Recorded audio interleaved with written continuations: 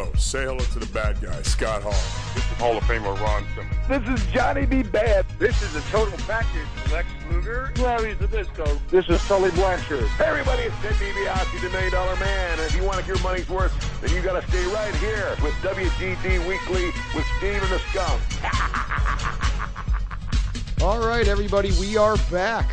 Welcome back to Wrestling's Glory Days Weekly Podcast, WGD Weekly with Steve and the Scum. My name is Steve, and alongside me, as always, often imitated, never duplicated, the Scum. What's going on this week, man? Hey, Steve. How you doing this week? Always a pleasure, like I have grown to say week in and week out, to be back with you, my longtime tag team partner.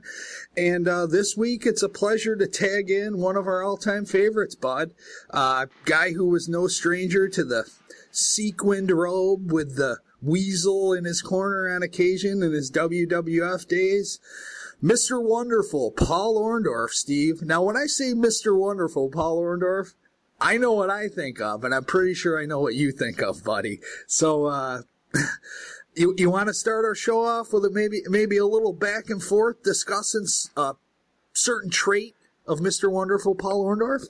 Oh, I'd love to. And this is actually, if you look on social media, it's often asked question, and that is, let's go right down to business here. Paul Orndorff had one of the most brutal pile drivers of all time, a move that's outlawed in the big companies now, but you still see it from time to time. But over the course of the history of wrestling, and we always talk glory days here, all the good stuff from back in the day, growing up watching pro wrestling, Paul Orndorff is one of the most brutal. I mean, it was 3 feet off the ground, sit out, pile driver. That was believable and absolutely brutal. But there's a lot of guys out there, Scum, that had great pile drivers or variations thereof. And I just wanted to kind of fire that discussion up. You guys out there listening at home, thanks for tuning in. And I know that you have your take on who had the best pile driver, or at least the most brutal one. I've always looked for brutality with my pile driver, Scum. I don't know if it's executed the best or actually the timing. A pile driver could be great in a middle of a match, could be great to change the pace of a match, of course, to finish one like Orndorff did. Hell, you might even find it in the middle of the Royal Rumble. What do you think, man? Yeah, I know you and I have had many a chuckle over, I don't remember the exact year, but one of those early 93 Rumbles. and 92. Yeah, it was somewhere in those early 90s, the early days of the Rumble, when our one of our old favorites, Haku, randomly in the middle of like a 10-man scrum, like scooped somebody up and spiked him with a brutal pile driver. There's so many variations of it over the year, it's tough to say, but I think all in all, it's hard to dispute. I mean, I'd say maybe the most famous pile driver ever given in one episode was Orndorff when he stabbed Hulk Hogan in the back, leading to the program that led up to that big event in the Canadian National Exhibition Stadium up there in Toronto, when after WrestleMania I, him and the Hulkster had, teamed up when he kind of got left high and dry by Piper and Orton. Then Orndorff with that, as Gorilla used to call him, the Benedict Arnold of the World Wrestling Federation, after he dropped Hogan with that pile driver and left the kids in tears. But I'm sure we'll get into that with Orndorff, but just off the top of your head, bouncing back and forth here, I mean, I know there's tombstones, there's many variations of it. Who are some of the guys that come to mind for you, Steve, as your favorite pile drivers, outside of Mr. Wonderful? Well, you got to go back to one of our guests who is really cut and dry and to the point. We should have asked him this question, but Harley Race comes to mind immediately when we're talking to brutal pile drivers. His was just, and Harley came from the old school, and everything was very animated, so you could see it from the back row. And that pile driver certainly is included in that. The way he executed it was slow and very methodical in the way he executed it. It didn't have the brute impact force of like an Orndorff pile driver, but it's certainly effective. So Harley Race comes to mind, and another guy that we always, I don't know why, because it was absolutely fucking brutal, and on a guy that we both loved growing up, Jimmy Superfly Snuka. But for you old school fans, if you can remember, Ray the Crippler Stevens had a tremendous pile driver. So there's a couple of guys off the top of my head that I really like. Sure. And back on the theme, before I get into a little more on the pile driver, Steve, when you were saying, kind of slow and kind of methodical when you were speaking the race pile driver, you could say that that type of pile driver is very Harley race-esque, I guess.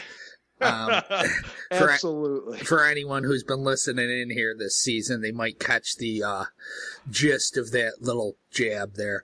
But Steve, it just popped into my mind. Again, you had said, a crisp pile driver or a, someone like we had spoken off the air about that had, prior to the sharpshooter, I know Bret Hart gave a pretty crisp pile driver, but some of the ones that are the most brutal that I remember, or most memorable, like I was speaking with the Orndorff one on the turn against Hogan, seems like might have been a little more dangerous, maybe even, dare I say, sloppy when they come. I mean, obviously anything has more impact when it's done atop a table, but a couple that come to mind that just jump out at me, and again, just as we're sitting here talking about it, number one would be the classic one when Terry Funk spiked Ric Flair, leading to their great feud that led to that I Quit match, and he pile drove him. And at that point in time, tables were not often coming into play. I mean, when Flair came back, in the build-up with the neck brace and everything, pretty believable. Another tabletop pile driver I remember was the first Raw ever in Madison Square Garden.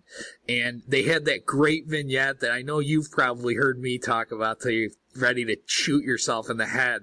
But when they had Foley as Mankind interviewing Dude Love on the Titantron, and it led to the date, like when, he's like, I know that, and all that garbage. And then it introduced Cactus Jack, and Cactus Jack ended that match with one of those grab the seat of his pants and spike Helmsley's head through the table pile drivers.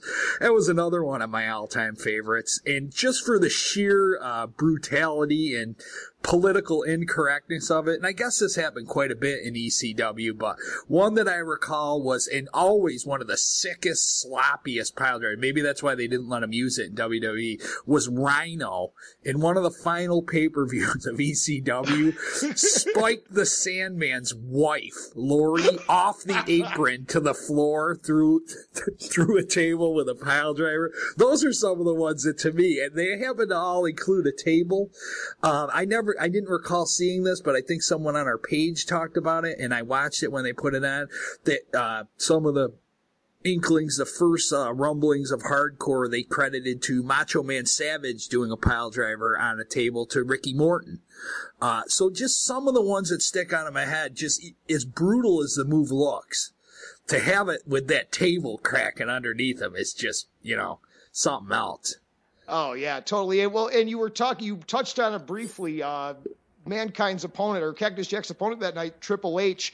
The pedigree, I mean, a lot of people, and I'm sure this could probably be a whole show in itself, is discussing whether or not the pedigree would be considered some sort of a variation of the pile driver. I think that you and I are both on the same school that, yes, it is. Of course, Kane and The Undertaker both had that vicious tombstone pile driver. And prior to them, a man that was the original Rock, Don Morocco, had that same inverted pile driver that he just threw the guy over his shoulders and just went down. And again, without without that fanfare that you see now, where everybody kind of pauses and everybody can be ready for someone's big setup and finisher. Back in the day, Morocco just picked you up and dropped you on your skull. And for that matter, you mentioned Bret Hart. Now, we all know some infamous pile drivers, one of the most infamous of all time being, of course, his brother Owen dropping Steve Austin on his head, and somehow he walked away with the victory that night. So, all over the landscape of professional wrestling, classic pro wrestling, there were some great pile drivers, because that was really one of the premier high-impact moves that you could do prior to the power bomb. Because really, if you think about it, the power bomb and the Hurricane Rana, when they came into play as regular moves, everybody found variations and alternates of those moves. And in today's product, you see the final product of what you can do when you alternate a power bomb, or what you can do when you alternate certain other moves. But that pile driver is just brutal and was one of the most brutal moves for a very, very long time. And I know that some federations actually outlawed it as a gimmick to, get the heel to do it so he can get suspended and blah, blah, blah. But at the end of the day, you pick a man up, drop him on top of his head. For that matter, Lawler had a great pile driver as I'm thinking about it. Lawler had a great one. Yeah, one of the best ever. No doubt about it. Ask Andy Kaufman about that pile driver. That's right. Wore a neck brace for like 8 months. Absolutely. Doesn't hold Heenan's record for wearing a neck brace the longest, but still entertaining. Well, I'll tell you what, Scum, unless you got anything to add, I'm actually going to lead into this interview with asking Paul Orndorff if he has the best pile driver or not. I'm very interested to hear what he has to say. Hey, it sounds like a great idea, Steve. And speaking, I think that, since we've gotten our chops in here about our favorite pile drivers, given that you were talking about the length of injury involving both Kaufman and then Heenan, who outdone him, it wasn't a neck injury, but I think it'd kind of be a fitting lead into Mr. Wonderful dialing us up here any second with, I don't think anyone can compare as far as longevity of an injury as one of Orndorff's cohorts leading up to WrestleMania I, because Bob Orton had that cast on his arm for years. I mean, so if we're going to talk long injuries, I know it don't have much to do with a pile driver. When you're talking pile drivers, you're talking casts/neck braces. Heenan, Orton, these are all guys tied into our guest today. So, and I'm sure at one point or another, Paul Orndorff decimated Iron Mike Sharp, who also had some sort of wrist protection for much longer than he ever needed. Yes, Canada's greatest athlete, Mike Sharp. Based out of New Jersey. Interesting piece of trivia on him. He actually trained Santino Marella, but we'll get into that some other time on some other show. Scum, I'm excited. I know you are too. The lines are lit up. We have Paul Orndorff, Mr. Wonderful Paul Orndorff, WWE Hall of Famer on the line. Let's get right to it after this. This is J.J. Dillon, the leader of the original Four Horsemen, two-time Hall of Famer, and you're listening to Wrestling's Glory Days Weekly. All right, everybody, after a long wait, it is that moment you've been waiting for. Steve and the Scum have a great guest in studio this week. Mr. Wonderful Paul Orndorff is here, WWE Hall of Famer. Thanks for joining us, Paul. How's it going tonight? I'm doing great, doing wonderful. Of course. Well, thanks again for joining us, Paul. At the top of the show, we were talking about guys from the glory days of pro wrestling that executed the pile driver, and both myself and the Scum agree that you are at or near the top of the list of those guys that delivered that maneuver with precision, accuracy, and absolute brutality. So tell us a little bit about when and where you decided to use the pile driver and what made you decide to use that as your finishing maneuver. Well, first of all, nobody even comes close. And I'm telling you the truth now. If you tell me somebody had a better pile driver than the way I did mine, then tell me who it is. Never. Okay, so in other words, I have the best pile driver ever in wrestling history, which I do. That makes me special. That's why I was wonderful.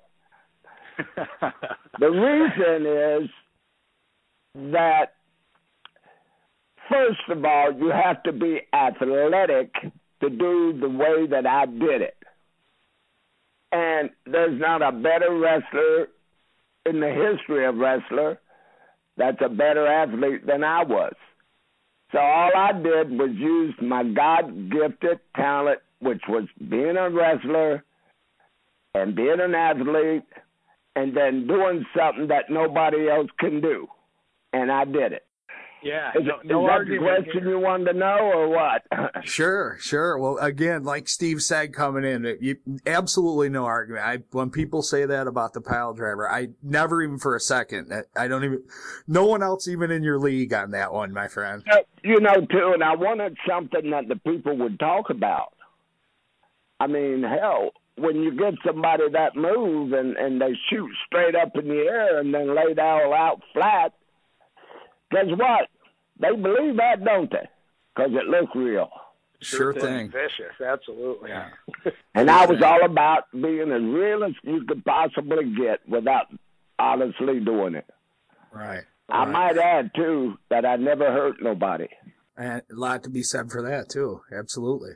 Well, Paul, since we started out, we usually do a timeline of everyone's career, but since we're jumping around here, and we've had a lot of guests on our show, we strictly stay to the glory days of wrestling, and that have definitely spoken high praise of you, as like you just said, somebody who, did it, was as real of a man as it gets when it comes to it, and whether it was inside or outside of the ring. So since we're jumping around here, I wanted to talk about, when you first arrived in the WWF, you were managed by Roddy Piper, another guy that to me seemed to be pretty much the real deal, that was also managed by Piper at that time, was another one of my favorites, Dr. D, David Schultz. I was just wondering what your memories working with Dr. D in and out of the ring were, and I'm sure that you were there working for the company that time with the 2020 deal backstage and stuff. And, what were your thoughts on Dr. D overall, working alongside him or with him at that point in time? Well, I knew Doc from working in Tennessee, and when I had just started in the business, about 3 or 4 months, I was shipped to Tennessee, Memphis, and Dr. D was there, and he helped me out, somewhat, and I liked his attitude, I liked the way he was, I liked, he was in good shape, and he was an athlete dude. He was a big old country boy, and his bite was bigger than his bark, but his bark was bigger than his bite, and I liked that, and I took a little bit from him, and I used to watch him do a pile driver, and it was good, but I wanted to take it to that next level, and so I pick and choose from Doc and then a lot of people. I did that to everybody. I'd pick a little bit of, if they did something really, really, really good, I would take it to the next level because I could. And what did you think of the of Doc with that incident with Stossel? What did you think about that when he kind of put him in his place there? Well, I think he had balls doing it, and he did it. Sure. The guy got what he deserved. Now, I wouldn't have done it, I don't think, but he did. Now, I understand that. There's the old adage in the wrestling business of protecting it at all costs. Do you think that's what was going through the mind of Dr. D at that time, Paul? Sure, I think so. Yeah, I mean, this is the way we make a living. And I don't make fun of what you do for a living, or anybody else what they do for a living, unless you're supposed to laugh at what they do for a living. And 99.9% of them, they're not very funny. That's actually really true. Scum had mentioned you working with Roddy Piper when you first entered the WWE, and now that set the stage for WrestleMania I, of course, yourself, Roddy Piper, Bob Orton in a stable against Hulk Hogan and Mr. T, the main event of WrestleMania I in Madison Square Garden. What were your thoughts, of course, working with Mr. T? And tell us a little bit about your time working with Roddy Piper. That must have been some pretty crazy stuff, but if you could just take us through what your thought process was about the first WrestleMania and, of course, working with Mr. T. I personally didn't like that because you're taking somebody and then putting them in our business. And here's a guy that had no respect for our business. I respect my business more than I should have. I fight for my business, and I did. And, I was going to teach him a lesson, and I did. I played with him, just played around there with him. He didn't even know what the hell he was doing. And it was obvious, and that's what I wanted to do. Of course, they used his name. He was on TV, he was, had a big name. He's a Hollywood star. It had just rubbed up on us. Well, I was going to take advantage of it, and I did. And how about that time working with Roddy? Oh, Roddy, yeah. Hell, man, the guy's good. The guy, listen, his talking is better than his work. But his work is decent. but he could talk. If his actual work was as good as his talk, he'd been the best there was. Sure, very well said. In my younger days, around that time of WrestleMania I, you guys together were good enough between his talking and your and Orton's work that, shoot, even as a youngster, I was rooting for you guys. So, well, that was the whole concept of it, you know, and like I said, I couldn't talk like Roddy could, but because the way he did, and they were intelligent interviews and stuff too. They weren't just a bunch of doo-doo out there. It was all it was good, made sense. Yeah, absolutely. Well, looks like we've started here with your WWF stuff. So to keep on the same track, I guess we'd be remiss if we didn't talk about all the great programs you had with Hulk Hogan. Like I was just saying, as a fan at the time, you were a believable, perfect opponent for him. And honestly, at some point, I thought it would have been great to see Paul Orndorff as WWF champion, with as great of a feud as that was, and as close and believable as those battles were. Looking back at the programs with Hogan, was that idea ever tossed around? Did Vince or anyone ever think like, hey, let's swap the title and make this thing hotter at one point? That's what they should have done. Common sense would have told you that's what they should do. But then again, you got Hulk. You can't beat him too much. If you beat him, then he wouldn't be a Hulk. And then Vince had that mindset for the same thing, because they pushed everything on him, and I happened to be, somebody that got over so good that they couldn't believe it. So they had to use me. I made them use me because of my working ability. And that's why they stuck me with him, because, he wasn't the greatest worker in the world, and he was big, and that was about it, and I did all the other stuff. And that's the way it was. That's just because I was that good. It's that simple. Sure. People don't like to hear it, but it's the God's truth. No argument there. So that classic cage match on Saturday night's main event, did your feet hit first? Well, I think they did, but you know how it goes. They can always take the film and they can doctor it up to where it is, There you go. And then the tie, hey, he was a champion, and the tie goes to the champion. That's right. Hey, I'm sticking with your feet hit first. You're damn right. They did.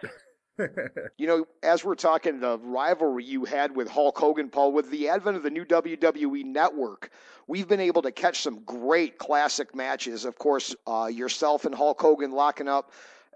If you look under the old school section, fans out there, if you haven't seen it yet, check it out. Orndorff, Hogan, Houston Summit, really, really good. And, of course, that classic bout at the aptly named Wrestling Classic from Toronto. Oh, yeah. They were good matches. Terry did a good job with what he had and his size and everything. You got to figure this. Now, you could say it's bragging, or you could say, well, it's the truth. I was an athlete. The good Lord, when he made me to be a football player. He made me to be tough. He made me to be a butt kicker, and I did. And I had the body to go with it, and I did everything I said I was going to do. I did it in the ring. And I've wrestled, I've fought, I've kicked, I've punched, I've done it all. I really have. And I've always come out on top. So that what's that tell you? That's why I was Mr. Wonderful. Nobody could touch me. Nobody. That is awesome. Mr. Wonderful, Paul Orndorff, with us here at WGD Weekly this week. Paul, take us back a little bit through your days playing football. A really storied football career, and you had just mentioned being born to play football. So take us through your time playing the game and tell our listeners all about your football days.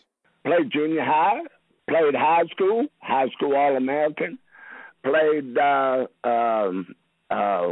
ball, was an All-American.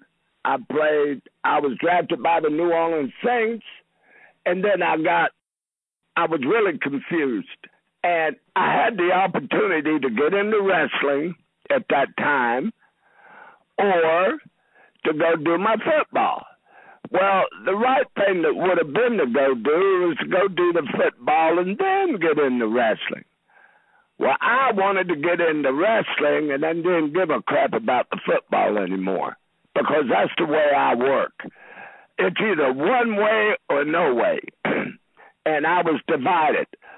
And the wrestling come out ahead. I come out on top because I used to watch it in Florida. I'm from, Brandon, which is just east of Tampa. And Eddie Graham and Hiro Masuda, who trained me, Hiro did. Eddie Graham gave me the opportunity, and Mike Graham. And Steve Kern, those guys helped me a lot. And, I liked wrestling. I liked it. And I knew that someday wrestling was going to go crazy. And it did. And it went in the 80s. That's because we had the Pipers. We had the Hogans. We had the Orndorffs. And we had the Ortons. We had these type people that could do it, that we were that good in the 80s. The best it's ever been. Bar none. You're right on point there, Paul. I'm always right. Well, that's why you're Mr. Wonderful, right? Yeah. Well, Paul, tell us about working with Bobby the Brain Heenan, one of the greatest managers of all time and one of the greatest stables of all time, the Heenan family, working with the likes of Big John Studd, King Kong Bundy, Harley Race. So many legends were in that stable. So take us back to the time working with Bobby the Brain Heenan. Any good stories from the road working with those guys? Golly, they were so much. I mean, you don't know me, really personal. You don't know a lot about me. You just know me. But I'm a real serious type guy. And Bobby was just the opposite. But when he did stuff, he was serious. He was pretty serious. But he did a lot of stuff that just made me laugh. And I really liked Bobby Heenan. He was a genius in this business, and he taught me so much. And it wasn't so much of the wrestling, the actual in the ring stuff, but he did that too.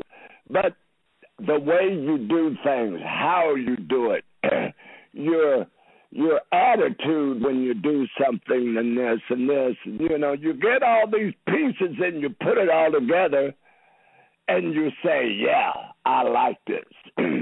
This is Mr. Wonderful. And that's what gave me, to call me wonderful after I hadn't put all this stuff together. And I got to showcase it for Vince.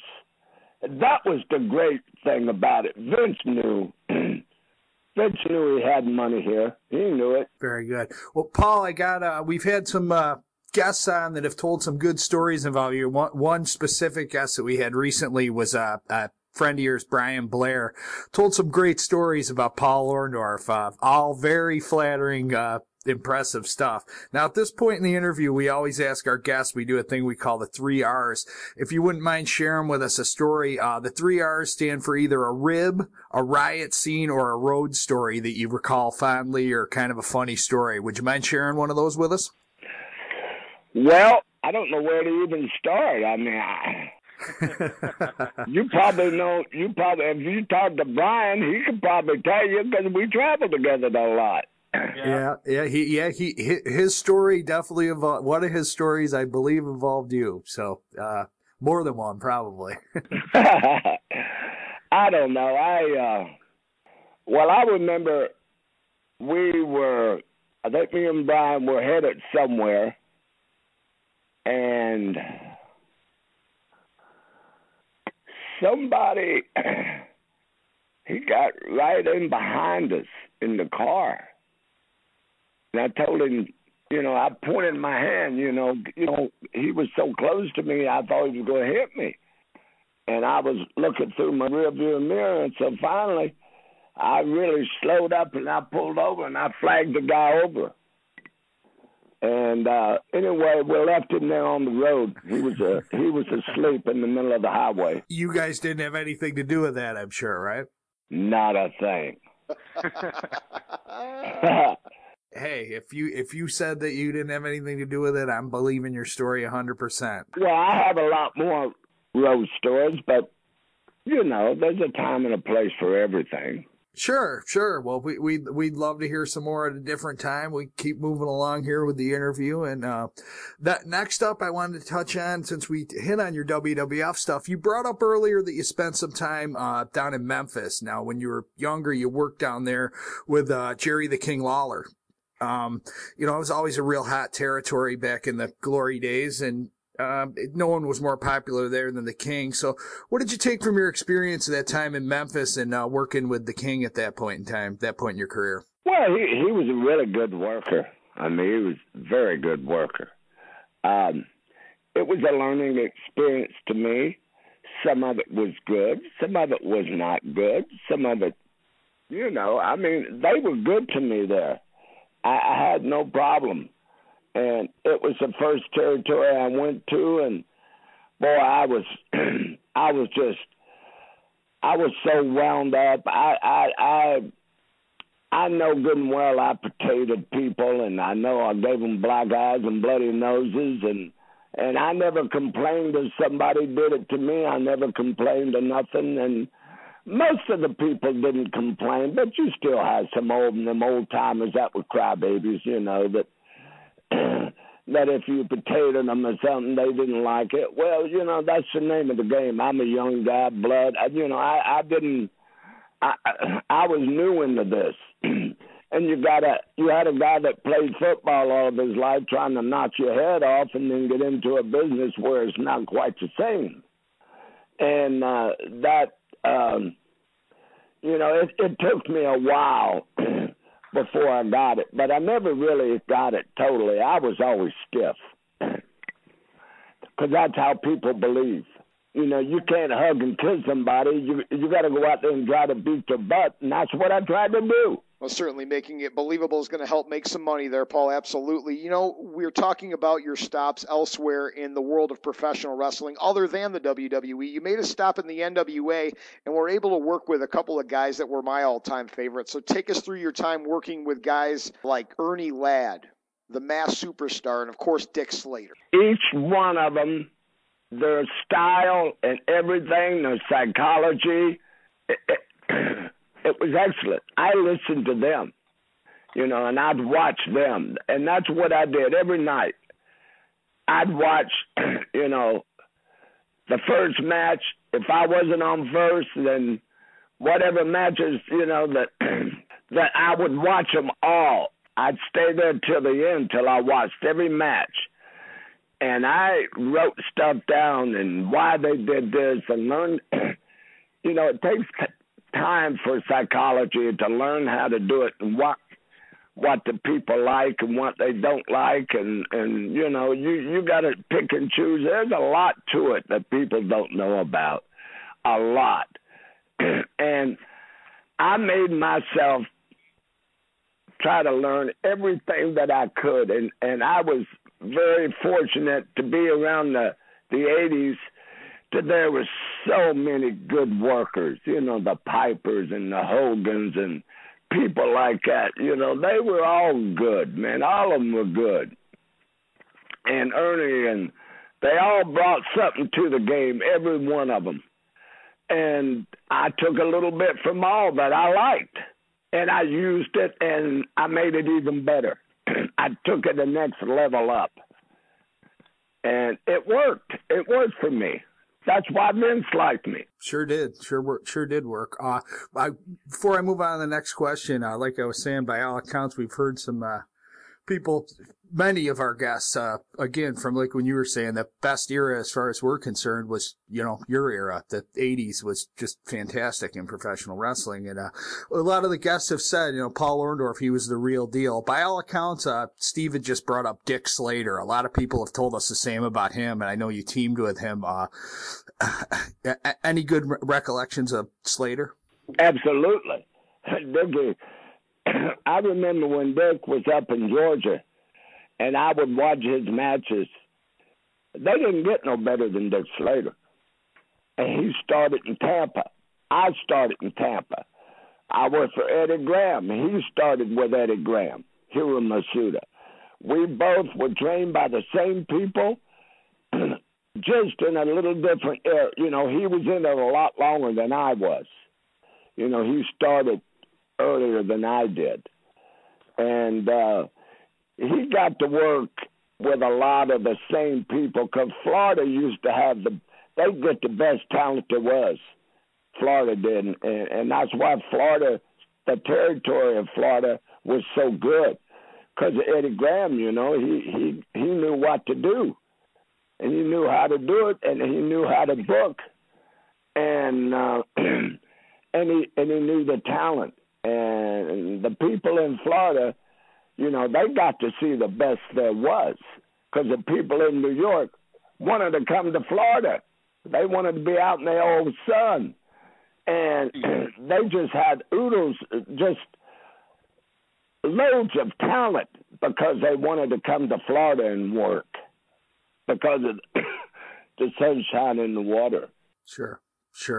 Well, next up, Steve had brought up you working through those NWA territories. You'd spent some time working for Bill Watts down in Mid-South, working DiBiase and Rhodes, JYD, Dick Murdoch, a lot of legends down there.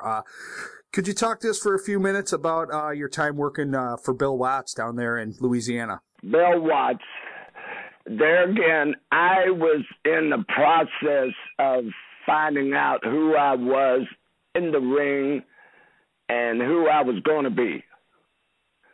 And Bill Watts, I worked for Bill off and on for about 3-4 years, 5 years maybe. And you work 7 days a week and twice on Sunday.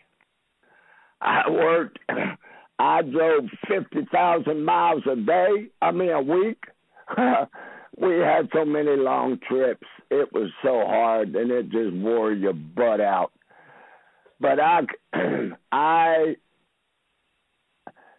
probably was the place that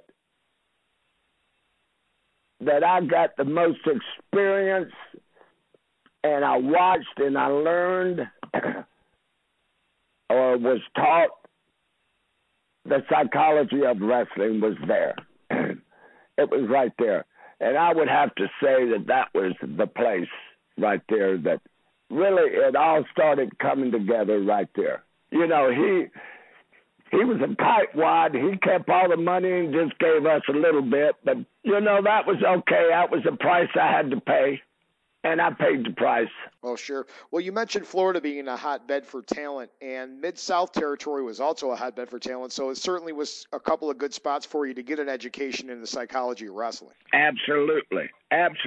We're hopping around here with Mr. Wonderful Paul Orndorff in his career. Now, you spent some time working with Jim Cornette and Smoky Mountain Wrestling, so tell us a little bit about your time working there, and what was your opinion as to why it didn't have the legs to survive? It was a really entertaining area to watch wrestling in one of the last real territories. So what do you think the reason was that it didn't survive? I think they got tired of the same people for years and years and years and years. You know, the lawyers and Lawler and all those people, they stayed there forever. And they all had a piece of the pie. And they just milked it, you know, till it wouldn't no more milk. You know, and if they would have used different talent and like Bill Watts did and that and done a lot of that, it did it more than what they did. And then the people they did have, you know, nobody could ever beat them. Well, you know, Lawler didn't weigh 190 pounds, you know, maybe 200. And you'd think he was King Kong. And it just got old. People just got tired of it, and that's what happens. You know? You don't do the people right, what happens? They quit buying tickets. Yeah, very true. Very true. Well, Paul, we just got another question or two here for you, and then Steve's going to finish off a little segment that he does. Want to thank you a lot for joining us on Wrestling's Glory Days Weekly. When our listeners and when the people at our site think Wrestling's Glory Days, you certainly have to thank Mr. Wonderful Paul Orndorff. So we can't thank you enough for being here. Wanted to bring along to your time working for World Championship Wrestling. Now, you worked for a long time under Vince McMahon, the WWF, and then, you went there. When you went to WCW, you were a performer for a while, and then you had some other, duties there behind the scenes and stuff several front office changes while you were there. First, wanted to touch on real quick your time as a performer. Like when you first came in, a guy that was kind of in his younger days that you had, I believe it was Harley Race was the manager and wound up picking you as his guy. Just wanted to get your take real quick on working with a young Mick Foley, Cactus Jack, when you first were down there in WCW. Mick, oh yeah, Mick was, hey, then again, Mick used to do stuff that nobody else could do.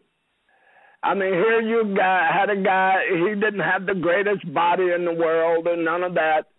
But then again, if you looked at him and you go out there and you watch him, he had good psychology and he would take some unbelievable bumps. He could just, I don't see how the guy could take them and get up, but he did. And, he was special too. In his way, he was really special.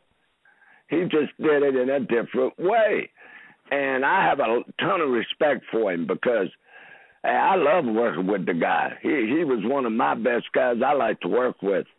And I got a lot of respect for Mick. And, he's just good people. He's good people, country boy, good people. Yeah. No, it's interesting to hear you say, because I remember when those matches when you were in WCW and they were fantastic. Yeah, that was great. Yeah, man. Yeah. He made, he helped me, and I was, my days were pretty much done because of the nerve damage in my neck and 3 neck surgeries, and I went through hell there. But anyway. I've heard him say, actually, before in interviews, what a thrill it was for him to work with you, being a fan up from the New York area. So I think the feeling's mutual there. He's good people, man. Good people. Sure. Well, the other part of the WCW I wanted to talk about, was when you were there, like I said, through some different people in the front office and things, obviously you worked under Eric Bischoff there toward the end. Just wanted from someone who the perspective of working at length with Vince and then at working at length with WCW, if you could touch on, the differences between the two companies and how just, the structure and what the major differences were there. Well, the difference is this. Vince is still in business, and WCW has been out of business. What's that tell you? Yeah, true. They didn't really know a lot about wrestling. Right. And if they would have had a Vince McMahon in the WCW, I mean,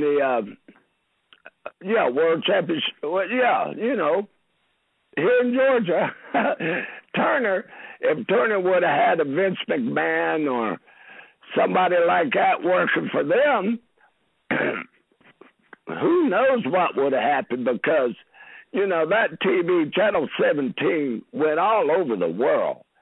And they just didn't have the right people in the office for it to succeed. They just weren't knowledgeable enough. They might have known how to run an office, but they didn't know how to run a wrestling office. Sure. And that's why it went under. Inexperience. That makes sense. Hey, I'm going to send it back over to Steve here. He's got one last question, then he's going to finish off. Real quick, though, we had Diamond Dallas Page on recently. He was one of those guys that said it just had nothing but praise about you. I wanted to ask you real quick. He told a story about that time he dressed up as La Parka backstage. Do you remember that incident? A little bit. He told the story. It was pretty funny. And he said he walked up, he said, in Orndorff, he said, who I have the most respect for, one of the greatest of all time. He said he walks up and he looks and he's like, wait a minute, you're going over? And then he looked and saw my eyes. It was kind of like, all right. Yeah, it was pretty funny. I tell you, Dallas was a good worker. And Dallas took it serious. And, you know, I respect that. I respect the fact that, you know, he tried to do the best job he could, and he did a pretty darn good job. I'll tell you, made a name for himself. And he busted his butt. And he was that type of, he was a go-getter, man. I like the guy. Appreciate it. Just we had to ask you that. He brought that up recently, and me and Steve got a kick out of that story. Yeah, it's funny. It was funny. You must have had a chance recently to speak with DDP. I know you were at the Hall of Fame celebration, right, back at WrestleMania? Yeah, I was there, and I had a great time. I got to see a lot of my friends. Then it also makes you think about the ones that weren't there no more. You know, they're not here on earth anymore. And you think about them too. And that was 30 years out. That was 30 years, you know, and I was on the first one. And that was 30 years ago. And I go, holy cow, has it just blew by so fast. And that's why you got to make every second count. I'm lucky to be here, to tell you the truth. Wow. You know, with this cancer that I had. And I ain't going to say lucky. I'm just saying the good Lord didn't want me home yet. And I'm willing to stay here as long as he wants me to. No, absolutely, absolutely. Well, take us through your time going to the Hall of Fame, Paul. You had one hell of a class you went in with Hulk Hogan, the Iron Sheik, Roddy Piper. Talk to our audience a little bit about your weekend, your time to be able to shine and go into the Hall of Fame. What was that like? Well, it was all fun. It wasn't like a wrestling match or nothing. And then you got to look at everybody, and you got to see, you know, and how it all gelled together, and how Vince did it, and how smart they were. Vince's father, you know, and then Vinny, you know, Jr. They just did such a great job that they made wrestling. I mean, they took it to another level. But he also paid well. Therefore, he got the best talent. And it all worked. The guys worked their butt off, and you got paid good. And a lot of times, we didn't get paid good. So it leaves a bad taste in your mouth with other people. You know what I mean? And that happened a lot. Yeah, certainly. I think that both myself and the Scum can empathize about working our tails off for very little pay here and there. But I wanted to get to our last part of our show, Paul. You've been a great guest, and we wanted to thank you again for being here at WGD Weekly with Steve and the Scum. Let's get to our name association. And our first guy, from all the accounts that we have heard, was the man that gave you a certain nickname, Oscar the Grouch. So tell us a little bit about working with your friend, Big John Studd. Yeah, John was a good guy, man. I like John a lot. And I just had a lot of respect for John. He was very humble, just a good guy, smart. John was good people, and I liked John a lot. I knew his family, his children. And he was good people, man. Just a good man. Great stuff there. Well, we go from one giant to another. Tell us a little bit about your time working with Andre the Giant. Andre, yeah. I liked Andre. Andre was really different. You know, if he didn't like you, forget it. If he liked you, then you were accepted. And I got along with him very good. And Andre was just, I mean, look, you know, there was nobody in the world bigger than Andre the Giant. And he's been everywhere. He's drew houses. I mean, you know, the people that would come and see him. And you know, when you have somebody like Andre, you know, it helped your paycheck. And you know, I liked him, and I liked the way he did things. In the beginning, you know, he used to really do a lot of stuff in the ring, and it was amazing some of the stuff he could do. But then, you know, as he got older and he got a little bit more where he couldn't do as much, and, you know, and that comes with everybody. But Andre, he was a freak of nature, hands down, and he was a good guy. Certainly was a legend. Now, there was another guy that had the opportunity to actually have been one of the few to have body slammed Andre the Giant, the mass superstar, Bill Eadie. What are your thoughts on Bill Eadie? Bill? Oh, man, Bill is good people, too. I mean, a lot of these guys, when I say they're good people, they were good people because, I don't like to be around people that weren't good people. That were honest and weren't alcoholics or drunks or this or that or whatever. These were just good, intelligent people, and they brought something to the ring. And I watched them. Bill Eadie, he was one of the guys that I used to really watch, and he was, like I said, is really smart, good guy, worked out all the time. And I picked some of his stuff and some of his moves and stuff. So, Bill Eadie, hey, A+. That's awesome stuff. Well, we have just a few more names for you here, Paul. Let's go with a guy that we always talk about on our show. He's one of our favorites, Captain Redneck, Dick Murdoch.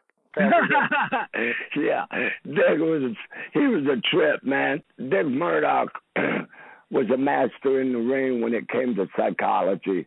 He didn't have the best body, but he had a mouth, and he could talk. Now the man could talk and he could work. He didn't like to go to the gym and everything because, well, that just wasn't his thing. But the man could work. He had psychology in the ring that I really did pick a lot of stuff that he did and how he did it and when he did it and all this, the timing of what he did, and he was amazing, really. He really was. I give him an A+ too. Yeah, they didn't get no better. Him and the Funks, some of the matches that him and the Funks used to have, oh man, they didn't get no better.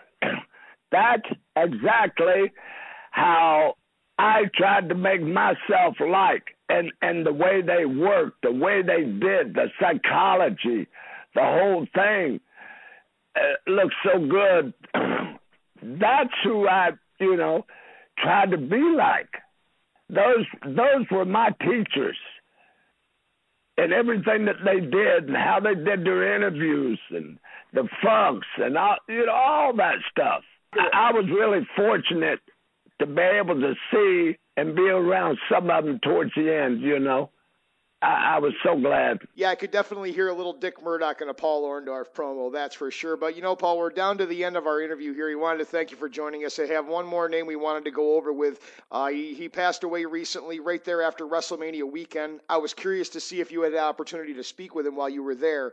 But we wanted to get your final thoughts on the Ultimate Warrior. Well, I never really got to know him that well. I knew him.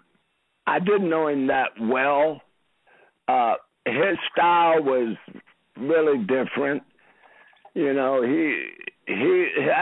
that was the way he worked. That's how he knew how to do it, and that's okay. Is it my style?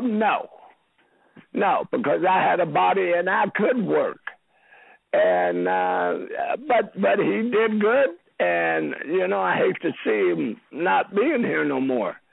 But, it is what it is. Well, Paul, this brings us to about the end of our time this week on Wrestling's Glory Days Weekly. Again, I say every week you learn something new here on the show. And this week we didn't really learn anything new, but what we confirmed was, number one, absolutely hands down the greatest pile driver of all time. Absolutely. No questions asked. And we also learned that there is no other Mr. Wonderful, just one. You certainly confirmed that for us and for the listeners, so we appreciate that. Well, thank you very much. I appreciate you boys. It's very nice to me, and I'd like to say hi to all the fans, and the fans are fortunate to have a show like yours and to have it out there, and you're still here, and that's good. That's a good thing. And you've got respect. I can see you're a respectful persons, both of you.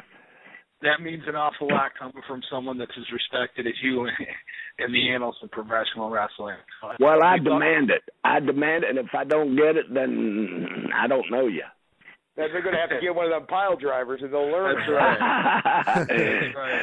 All right. Well, thanks again, and you have a great night, Paul. We'll be in touch soon. Yeah, and I want to thank all the fans out there that I don't know how many of them are listening or going to be listening, but, you know, I really thank the fans because without them, I wouldn't have been in wrestling. And that's what strayed me from playing football. That's why I stuck with wrestling. It's just a whole different ball game, and I really enjoyed it. I enjoyed the fans, too. So I like making them mad at me. All right, God bless. You boys take care of yourselves, man. Thanks, Paul. You do the same. Mr. Wonderful Paul Orndorff, everybody. It was a great interview. Thanks again for joining us. We're going to be right back after this. Hey, yo, say hello to the bad guy, Scott Hall. And you're listening to WGD Weekly. Brother. All right, well, there we have it, Steve. In case anyone was wondering, I think if you just gave a listen to our talk with Paul Orndorff, now you know exactly why they called him Mr. Wonderful, because he still to this day is Mr. Wonderful. And any questions that we had coming into the interview about who has the greatest pile driver, just ask Paul. He did. I will tell you what, man, I was really excited to ask that guy that to kind of get into some sort of debate. He's just like, no, I did. Who else did one better? He put me on the spot. I couldn't say anything. What are you going to say to a guy that could execute a pile driver that good? Nobody did. I mean, I know you and I both agree with him. I would have liked to hear the debate there, but hey, there's no argument there. You know, he was from the sounds of it, still to the day, about as real as it gets. Oh, totally, totally. And, you know, we could tie this in here real quick. I noticed a little chunk of Tony Atlas's ear missing on Legends House. Now, we didn't get an opportunity to ask him about that, but it was great to have heard that story from Brian Blair about Paul Orndorff tying up with Tony Atlas on a side of the highway somewhere and getting a piece of his ear. But, you know, having spoken to him, how great would he be on the next season of Legends House? Orndorff? Oh, yeah, absolutely. Good, no-nonsense guy. Still glimmering, so how would I like to say it? Still, you know, shades of Mr. Wonderful there, even in his older age. A lot of cool stuff there. I mean, again, the guy was in the main event at Mania 1, you know, it was, you can't take that away. A surefire first ballot WWE Hall of Famer, the legendary run with Hogan, you know, a part of the card-carrying member of the Heenan family. If you're a member of the Heenan family, you're good with me. I mean, you know, one of my all-time favorite personalities ever, Bobby Heenan. And just, again, you forget about some of the great things that Orndorff did outside of that WWF run as well. You know, when the earlier on days with the NWA and all over the place. And it's just some of the great stops that he had that it was cool to hear about. One of the things later in his career that I was really interested to hear about, Steven, you know, I'm a big fan of Mick Foley, Cactus Jack. You never know what some of those old guys, their take is on the, you know, Foley and the hardcore style. You never know what you're going to get there. So very cool to, you know, I've heard Foley speak about when he worked in those WCW days with Orndorff because he was a fan. That, you know, it was pretty cool for him. So I'm sure that he would, I'm sure they've spoke about it, but I'm sure that he would be pretty proud to hear someone the likes of Mr. Wonderful, you know, giving him them praises, you know, that he knew he had it when they were lacking up in there. He knew he had something special. Oh, yeah, totally. And Mick Foley being a legend himself. And you know, again, Paul Orndorff kind of falls into that old school mentality. Like, and we've talked about this time and time again on the show. You don't talk to this guy about it being fake. You know, we didn't bring up out of respect, you know. Again, we've said this on our show a million times, is we don't always look for the cheap pop, so to speak, or all the dirt that everybody else reads about on the internet. We try to look for, you know, performers to tell us stories that we've never heard before. It's kind of the goal of our show, is to, you know, take a walk down memory lane and reminisce. Now, Orndorff was, you know, known to be a pretty tough dude.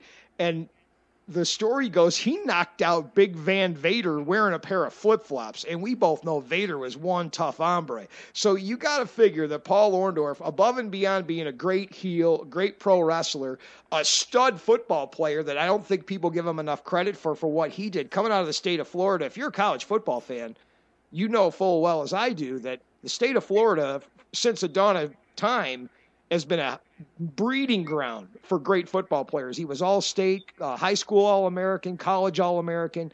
This guy is one tough hombre, not a guy you want to be messing with. Knocked out Big Van Vader, and, you know, you can kind of tell when you're speaking to him, he's a little intimidating, I'm not going to lie to you. Yeah, absolutely. No doubt about it. And when you speak about Vader on the heels of what you were saying, that, you know, Orndorff ain't the kind of guy you want to walk up to and question the realistic nature of professional wrestling. You know, Vader, if you'll remember, got detained over in Kuwait for choking that announcer out by his tie. But one of the first questions I dug in, that, you know, an old associate of Orndorff who, if you say, do you think it's fake, I'll tell you who I think of.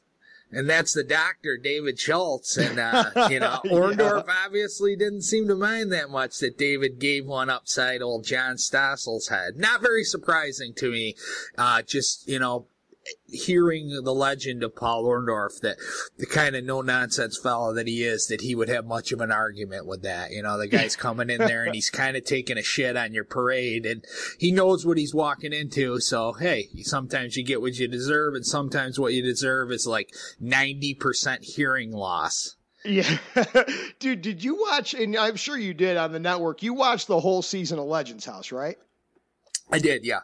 Okay, I think this was the last episode, and they got around, everybody's talking about like memorable moments in their career. It was late in the season. I don't know if it was the last episode, but Gene Okerlund, and I think he said it tongue-in-cheek to Piper, was what the highlight of his career was walking down the street in Manhattan and watching Piper and Orton and Orndorff kick the daylights out of some guy, and they showed it for about 2 seconds, and Orndorff just looked mean and ornery there. That was great. I'll be honest with you. One of my favorite, and you know I have a pretty vast, I'm kind of showing my colors and my age here when I say this, but I have a very vast collection of VHS wrestling, just boxes and boxes and boxes full of them. And one of my favorites of all time is an old friend of ours from back home. Jack Lee had a tape. At one point, actually, you know, was one half of the most decorated team in UWA, New York, the All-Americans, as Chaz,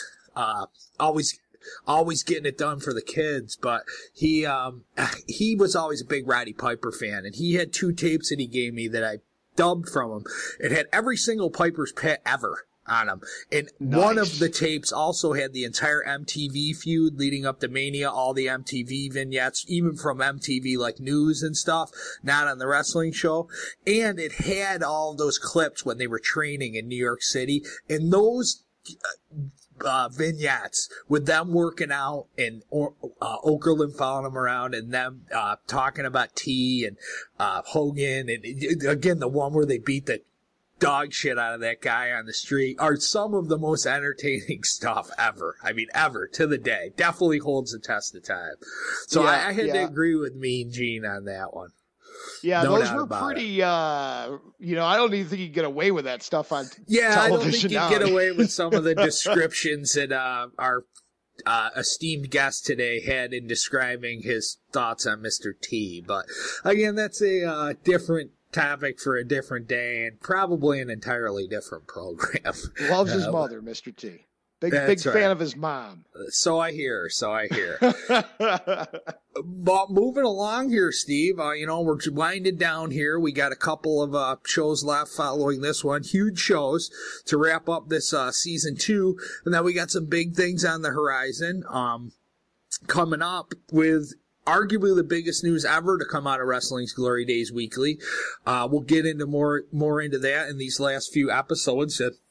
Drop kind of a bombshell on you. Hopefully we'll have someone join us. Maybe they can firsthand open up and tell the fans exactly where Steve and the Scum are heading, and because I don't think we really know for sure where this guy's going to take us, but south, I would venture to guess, way south.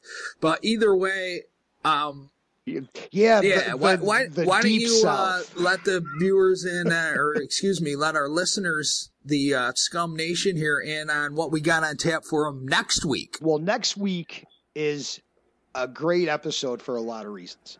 This is a guy that I can vividly remember making his debut, making a huge impact, and is probably one of the few people ever to come in on top and never wrestled a match before in his life. Interesting piece of trivia. Lived his character. I think you guys know where we're going here. The antithesis, if you will, to the American dream. And that is the Russian Nightmare. Nikita Koloff joins us next week.